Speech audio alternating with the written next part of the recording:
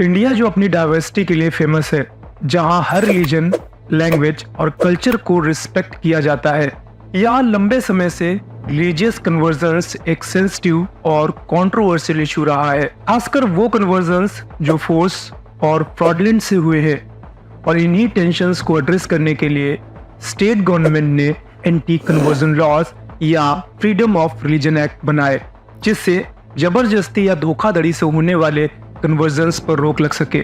अब सवाल ये आता है, एक तरफ ये लॉ रिलीजियस फ्रीडम के लिए क्वेश्चन खड़े करते हैं, और वहीं दूसरी तरफ ये रिलीजियस डिफरेंसेस को खत्म करने के लिए जरूरी माने जाते हैं। आज की इस वीडियो में हम इन लॉज की हिस्ट्री, ओरिजिन और इन लॉज का आज के समय में क्या इम्पैक्ट है, इस पर बात करेंगे। हम देखेंगे ये लॉ किस तरह से सोसाइटी को इन्फ्लुएंस कर रहे हैं और इनकी वजह से हमारे आसपास का माहौल कैसा है। इंडिया में रिलीजियस कन्वर्जन्स का इशू कोई नया नहीं है। इंडिपेंडेंस के पहले भी इस टॉपिक के बारे में डिस्कशन होता था, खासकर ब्रिटिश रूल में, जब क्रिश्चियन मिशनरीज कन्वर्जन्स करा रहे थे। कन्वर्जन मूवमेंट जिसमें हिंदुओं को क्रिश्चियनिटी या इस्लाम में कन्वर्ट किया जाता था, पॉलिटिक्स और सोसाइटी में काफी टेंशन क्रिएट करते थे। Doctor B R. अम्बेडकर, जो इंडिया के कॉन्स्टिट्यूशन के क्रिएटर है, खुद रिलीजियस कन्वर्जन का एक बड़ा एग्जाम्पल है। अम्बेडकर ने अपने थाउजेंड्स ऑफ फॉलोअर्स के साथ 1956 में बौद्धिज्म को अपनाया, क्योंकि उनको लगता था कि कास्ट बेस्ड ऑपरेशन का अपना रिलीजन बदलना समाधान है।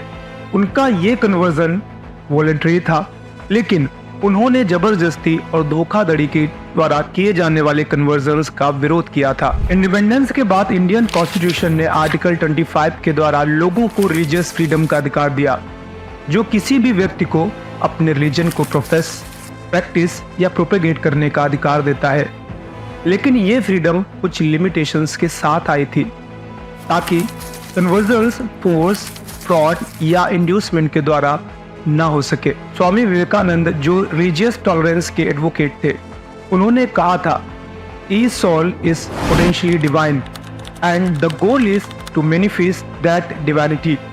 यानी हर व्यक्ति को अपने रिलीजियस पाथ का चॉइस करने का अधिकार होना चाहिए, बिना किसी प्रेशर के। सबसे पहले एंटी कन्वर्जन लॉ उड़ीसा में 1967 में पास हुआ, जिसके बाद मध्य प्रदेश 1968 में। ये लॉ इसलिए बनाए गए थे क्योंकि हिंदू नेशनलिस्ट ग्रुप्स को ये लगता था गरीब और ट्राइबल कम्युनिटी को इंड्यूसमेंट देकर या धोखा देकर कन्वर्ट किया जा रहा है।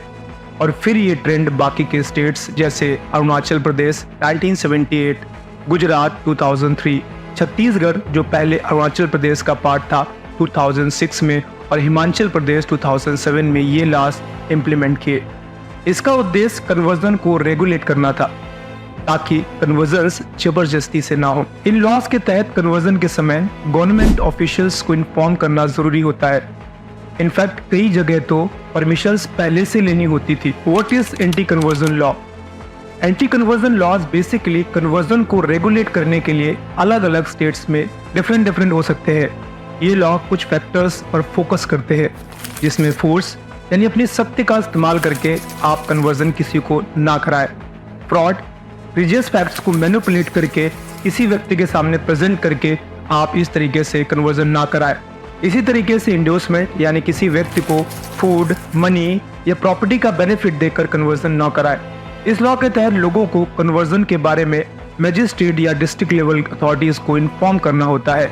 अगर कोई इसका पालन नहीं करता तो उसे फाइन भरना या जेल जाने तक का प्रोविजन है। हर स्टेट में कुछ डिफरेंसेस हो सकते हैं, जैसे 2003 गुजरात में लॉ को अमेंड किया गया ताकि मैरिजेस के लिए कन्वर्जन को रोका जा सके। इसे लव जिहाद के नाम से हम जानते हैं। रिलीजियस फ्रीडम और राइट्स के आसपास का डिबेट अब यहाँ से स्टार्ट होता है। क्रिटिक्स ये कहते हैं ये लॉ आर्टिकल 25 के खिलाफ है, जो किसी भी व्यक्ति को अपनी मर्जी से अपना रिलीजन चुनने का अधिकार देता है। इस लॉ के खिलाफ लोगों का ये भी मानना है इन लॉज का इस्तेमाल माइनॉरिटी कम्युनिटीज को, खासकर मुस्लिम्स और क्रिश्चियंस के खिलाफ किया जाता है। ये लॉ लेजिट कन्वर्जन्स को भी रोक देते हैं। इसमें इंटरफेथ मैरिजेस को भी डिस्करेज किया जाता है। लोग ये भी कहते हैं इन लॉस के द्वारा सोशल वर्कर्स या मिशनरीज को भी हरास किया जाता है। लोग इस लॉ का सपोर्ट करते हैं। उनका ये मानना है जो लोग गरीब है या लिटरेट नहीं है उनको आसानी से फैक्ट्स को मैनिपुलेट करके कन्वर्जन कराया जा रहा है। इसे ये कानून रोकेगा और उनकी रिलीजियस फेथ से उन्हें जोड़े रखेगा। आखिरी कुछ सालों में एंटी कन्वर्जन लॉ के साथ साथ लव जिहाद का इशू भी खूब हाईलाइट हुआ है। लव जिहाद का बेसिक मतलब मुस्लिम लड़कों का हिंदू लड़कियों को प्यार में फंसाकर शादी के लिए कन्वर्जन कराना है।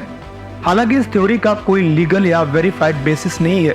उत्तर प्रदेश और मध्य प्रदेश ने इंटरफेथ मैरिजेस को टारगेट करते हुए लॉ बनाए, जहां उत्तर प्रदेश में 2020 में prohibition of unlawful religion conversion ordinance pass किया गया। इसके तहत इंटरफेथ मैरिज करने वाले कपल को 2 मंथ पहले ही डिस्ट्रिक्ट अथॉरिटी को नोटिफाई करना पड़ता है। अगर कन्वर्जन शादी के लिए हुआ है तो उसे 10 साल तक की जेल का प्रोविजन है। हालांकि जस्टिस डी.वाई. चंद्रचूड़ जो सुप्रीम कोर्ट के जज हैं ने एक केस में कहा था, personal autonomy is an integral part of religious freedom. The state has no business in interfering in matter of faith and love. पर क्रिटिक्स का ये मानना है ये लॉ गलत है, ये मुस्लिम लड़कों को टारगेट करता है। लेकिन इस लॉ को सपोर्ट करने वाले लोगों का ये मानना है ये लॉ जरूरी है ताकि शादी के नाम पर कन्वर्जन पर रोक लगाई जा सके। पीव रिसर्च सेंटर के 2021 की रिपोर्ट के हिसाब से इंडिया में सिर्फ 2% लोगों ने अपना रिलीजन चेंज किया है। ये परसेंटेज काफी लो है, लेकिन जो कन्वर्जन्स होते हैं उनमें मोस्टली दलित्स और ट्राइबल इन्वॉल्व होते हैं जो हिंदुज्म छोड़कर क्रिश्चियनिटी या बौद्धिज्म को अडॉप्ट करते हैं। ओपन डोर यूएसए की एक रिपोर्ट कहती है कि इंडिया में 2020 से रिलीजन फ्रीडम का वायलेशन बढ़ता जा रहा है, खासकर क्रिश्चियंस और मुस्लिम्स के खिलाफ। ये डाटा ये दिखाता है कि कन्वर्जन्स का स्केल इंडिया में इतना बड़ा नहीं है जितना प्रोजेक्टेड किया जाता है। योगी आदित्यनाथ का कहना है एंटी कन्वर्जन लॉस रिलीजन को बचाने के लिए जरूरी है।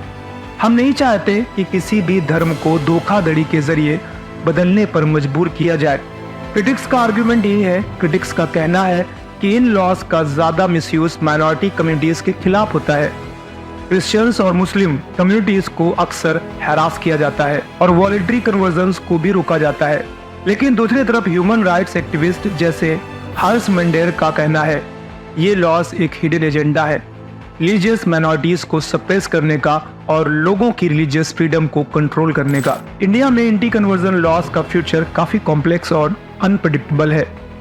कोर्ट का रोल इस डिबेट को शेप करने में इम्पोर्टेंट होगा। कई केस अभी भी पेंडिंग है जहां पर्सनल फ्रीडम और रिलीजियस फ्रीडम के बीच का बैलेंस तलाश किया जा रहा है। कुछ एक्सपर्ट्स का ये कहना है कि जैसे जैसे देश में आइडेंटिटी पॉलिटिक्स और रिलीजियस पोलराइजेशन बढ़ेगा वैसे वैसे इन लॉस का मिसयूज और भी ज्यादा बढ़ सकता है। इंडियन सोसाइटी जो सेकुलरिज्म और पोलराइजेशन के आइडियाज पर बनी है उसके लिए ये लॉस एक बड़ा चैलेंज है। ये देखना काफी इंटरेस्टिंग होगा कि कैसे हमारे डेमोक्रेटिक और लीगल सिस्टम इन लॉस को कैसे हैंडल करते हैं।